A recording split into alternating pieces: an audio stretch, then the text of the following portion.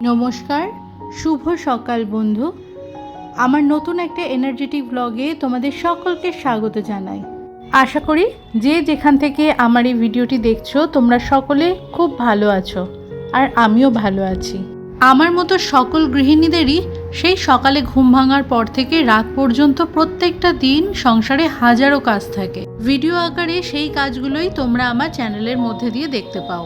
অনেকের এই কাজগুলো দেখতে ভীষণ বোর লাগে, তাহলে ভাবলে পরে বোঝা যায় যে শুধু দেখেই যদি এতটা বোর লাগে, আমরা গৃহিণীরা বছরের পর বছর ধরে একই নিয়মে এই সমস্ত কাজ একইভাবে করে চলেছি, তাহলে আমরা কতটা বোর ফিল করতে পারি। তবুও প্রতিটা দিন আমরা সংসারের সমস্ত কাজ ধৈর্য ধরে করি। কিছু সহজ সাধারণ টিপস যদি আমরা প্রত্যেকটা দিন সংসারের কাজে ফলো করতে পারি, তাহলে খুব সহজেই আমরা গৃহিণীরা বাড়ি ঘর পরিষ্কার পরিচ্ছন্ন করে পরিপাটিভাবে সাজিয়ে গুছিয়ে অর্গানাইজ রাখতে পারি। প্রথম টিপস হচ্ছে সঠিক পরিকল্পনা। আমাদের কাজ বেশি থাকুক কিংবা কম থাকুক, আগের দিন রাত্রে বা ভোরবেলায় ঘুম থেকে উঠেই যদি আমরা একটা প্ল্যান করে নিতে পারি যে আজকে কি কি কাজ করব, কোনো জায়গা গোছাবো কি, ক্লিনিংয়ের কিছু ব্যাপার আছে নাকি, তবে কিন্তু সুন্দরভাবে একটা প্ল্যান মাফিক আমরা কাজগুলোকে দিনের নির্দিষ্ট কিছুটা সময়ের মধ্যে কমপ্লিট করতে পারি। ঘরে বাইরে যে কোনো কাজের ক্ষেত্রে কিন্তু পরিকল্পনা জিনিসটা ভীষণ দরকার। সেটা যদি না থাকে তাহলে যে যতই টিপস দিক না কেন বা যতই টিপস আমরা ফলো করার চেষ্টা করি না কেন, সঠিকভাবে কিন্তু কোনো কিছুই আমরা কমপ্লিট করতে পারবো না। মেন্টালি আমরা স্যাটিসফাইড হতেও পারবো না, তার ফলে কি হবে, দিন শেষে কিন্তু আমরা হতাশায় ভুগবো। এদিকে এখানে ভোরবেলাতে তো ঘুম থেকে উঠেছি, রান্নাঘরে এসে বাসি রান্নাঘরটা মুছে নিয়ে গরম জল খেয়েছি। তারপরে সকালের জলখাবারে আজকে ওই গাজর পেঁয়াজ শসা কুচি নিয়ে ডিম দিয়ে গোলমরিচ পাতিলেবু আর আমার ঘরে বানানো টমেটো সস দিয়ে একটুখানি ওই এগরোল মতো বানিয়ে তিনজনের তিনটে বানিয়ে নিয়ে খেয়েছি। একটু বড় করেই বানিয়েছি। দুপুরে রান্নাবান্না চলছে, মাছের ডিমের বড়া করছি। কিছুটা বড়া এমনি রাখবো ওই ঘি দিয়ে ভাতে প্রথম পাতে খাওয়ার জন্য, আর কিছুটা বড়া আলু পেঁয়াজ দিয়ে একটু তরকারি বানাবো। আর বানাচ্ছি ইলিশ মাছের মাথা দিয়ে কচুর শাক।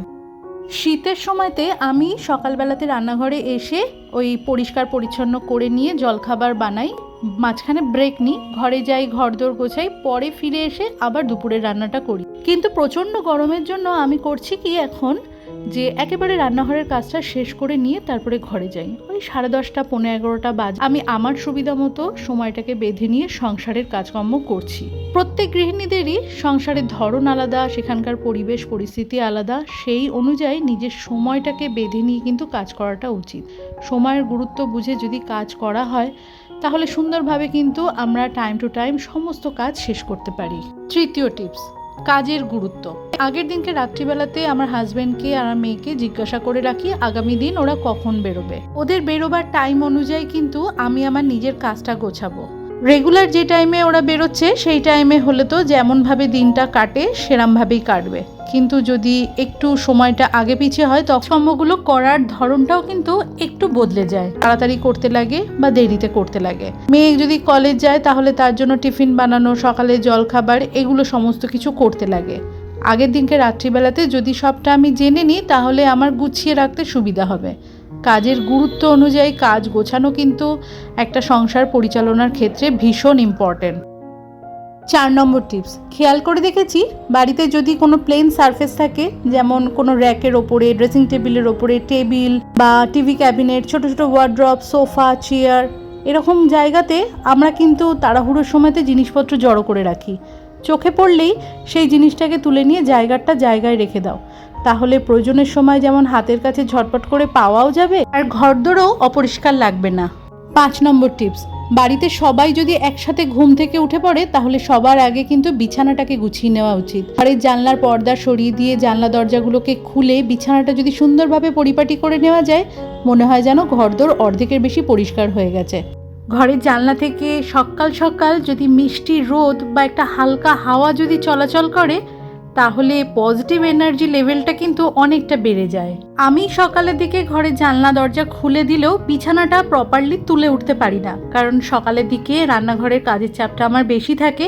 সেক্ষেত্রে আমি করি কি, ওই বিছানা ছাড়ার সময়তে বিছানার ওপরে যে বেড কভারটা আছে সেটা ভালো করে পেতে দিয়ে তারপরে ঘরটা ছাড়ি। সকালবেলা যদি কেউ হঠাৎ করে চলে আসে আমাকে, তাহলে অগোছালো বিছানার জন্য লজ্জাতেও পড়তে আর হবে না। শীতের সময়তে ওই ভারী ভারী কম্বলগুলো ভাঁজ করতে লাগে, সেটা একটুখানি সময় লাগে। আর মশারি, সেটার অভ্যাস বহুদিন আগেই ছেড়ে দিয়েছি। 6 নম্বর টিপস, আমরা প্রত্যেকেই তো ডাস্টিংয়ের কাজ করি। হাতের নাগালের মধ্যে যা সমস্ত জিনিসপত্র থাকে সেগুলো তো কাজের মধ্যে দিয়ে আমরা পরিষ্কার করে চলে যাই, কিন্তু ফ্যান, লাইট এগুলো কিন্তু বাদ পড়ে যায়। আমি করি কি, যখন বিছানার চাদর বদলাই, কখনো যদি ওপরের চাদর কিংবা ভিতরের চাদর বা দুটো চাদর যখন বদলাই, সেই সময়তে নিয়ম করে ফ্যানটা পরিষ্কার করি। আর তাতে আমার মনেও থাকে নির্দিষ্ট সময় অন্তর চাদর বদলাবার সাথে সাথে ফ্যানটাও পরিষ্কার হয়ে যায়। আজকে আমি বিছানার ভিতরে চাদরটা বদলালাম, সেই জন্য ফ্যানটা পরিষ্কার করে নিয়েছি। আর এবারে ওই হালকা হাতে ওয়ার্ড্রপটা, টিভিটা ওখানটাতে ভালো করে মুছে পরিষ্কার করে নিলাম।